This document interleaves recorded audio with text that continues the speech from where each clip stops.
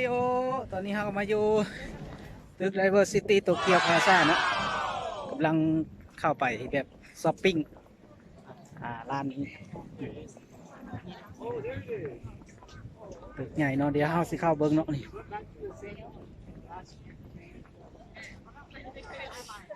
อากาศกับบนหนาวอะไรตอนนี้มานี่ตอนนี้เราอยู่เมืองโตเกียวเนาะอยากบอกว่าสุดยอดเลยใครบอกเคยมาต้องมาเนาะเมืองโตเกียวญี่ปุ่นเนาะญี่ปุ่น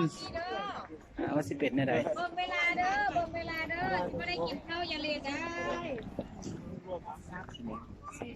กันดอันนี้บ่ายสองคือ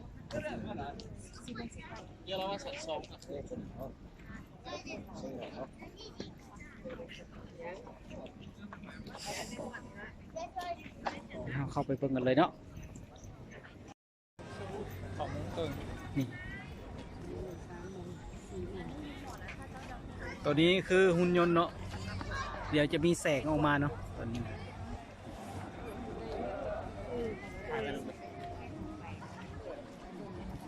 ไปท้ายด้านนี้นะ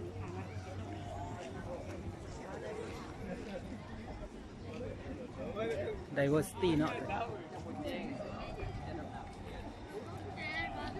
ไปท้ายข้างนี่เขาใส่ไปได้เลย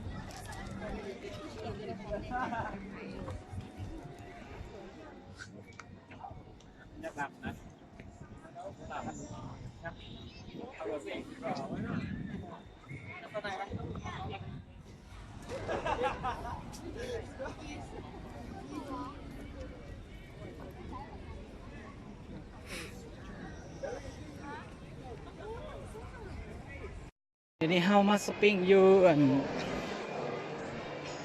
ห้างอยู่โตเกียวเนาะหาเลือกซื้อสินค้าช้อปปิ้งไปเบิ่งเนาะ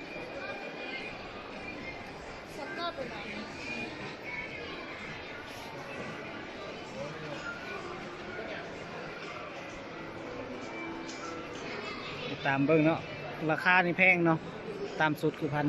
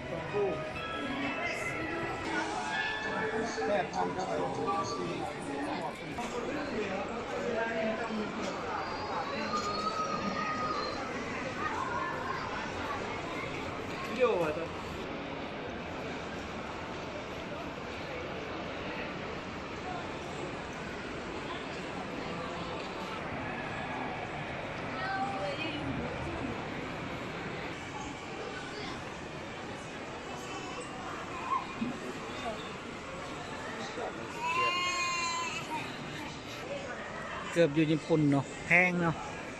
ต่ำสุดก็คือ 3,000 เยนเนาะ 3,000 เยนก็ตกอยู่ประมาณ1,000 กว่าบาทเนาะ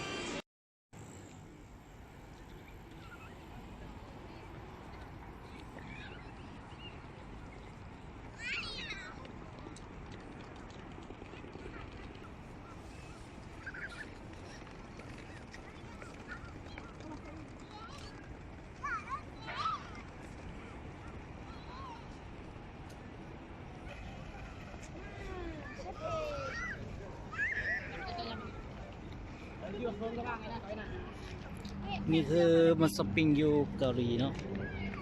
นี่อยู่เกาหลีอยู่โตเกียวเด้อตอนนี้ส่วนนี้อยู่โตเกียวอยู่